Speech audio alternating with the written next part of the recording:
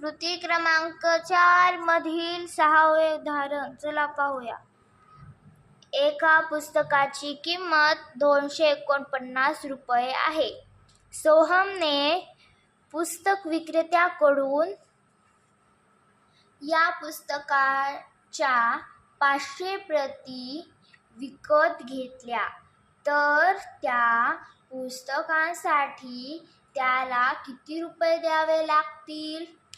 म्हणजे ते आपल्याला असे सांगितले आहे की एका पुस्तकाची किंमत 249 रुपये आहे. सोहम नावाचा एक मुलगा आहे. त्याने ते 249 रुपयाची पुस्तके एकूण 500 पुस्तके खरेदी केली. 500 प्रती म्हणजे 500 पुस्तके खरेदी केली. तर आता त्याला त्या पुस्तक विक्रेत्याला किती रुपये द्यावे लागतील. त्या 500 पुस्तकांची ज्याची किंमत आहे, प्रत्येक एका पुस्तकाची किंमत आहे 249 रुपये. त्यासाठी आपल्याला एकूण पुस्तके गुणिले प्रति पुस्तकाची किंमत किंवा एका पुस्तकाची किंमत याचा गुणाकार करावा लागेल. तर चला करूया. त्यासाठी मी इथे असे लिहित आहे.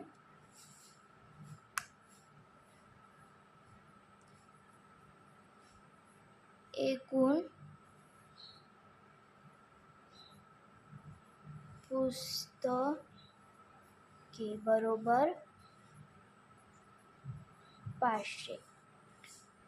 नंतर आपण लिहूया एका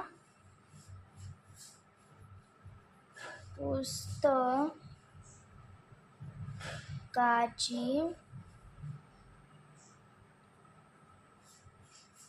किंमत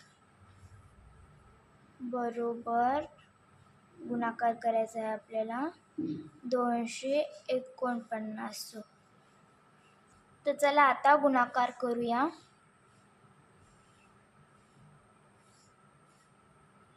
9 45 0. आता आपण एकक स्थानच्या अंकाने गुणलेले आहे म्हणून आपण इथे 0 देऊया. आता आपण दशक स्थानच्या अंकाने गुणूया. 4 पंचे 20. आता आपण एकक आणि दशक स्थानच्या अंकाने गुणलेले आहे. आता आपण शतक स्थानच्या अंकाने गुणणार आहोत म्हणून इथे 2 शून्य देऊया. आता आपण शतक स्थानच्या 2 ह्या अंकाने गुणणार आहोत. चला गुणूया. 2 पंचे 10.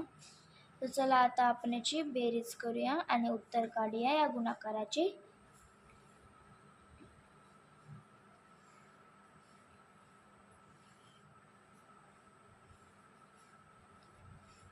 पहा, 0 अधिक 0 अधिक 0 बरोबर 0. 0 अधिक 0 अधिक 0 बरोबर 0. 5 अधिक 0 अधिक 0 बरोबर 5. 4 अधिक 0 अधिक 0 बरोबर 4. 2 अधिक 0 बरोबर 2 आणि एकास 1. आपले उत्तर आले किती तर 1,24,500 हे आले आपले उत्तर.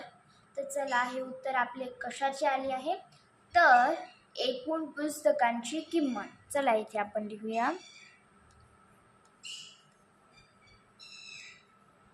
एकूण पुस्तकांची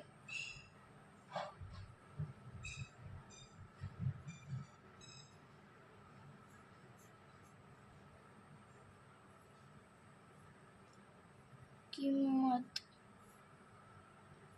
बरोबर 1,24,500 हे आपले उत्तर आलेले आहे. तर चला आपण इथे पूर्ण वाक्यात उत्तर लिहूयात. त्या पुस्तकांसाठी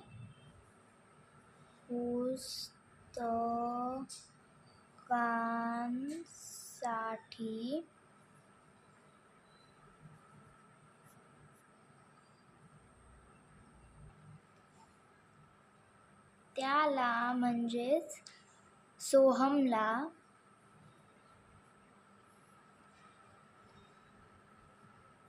1,24,500 रुपये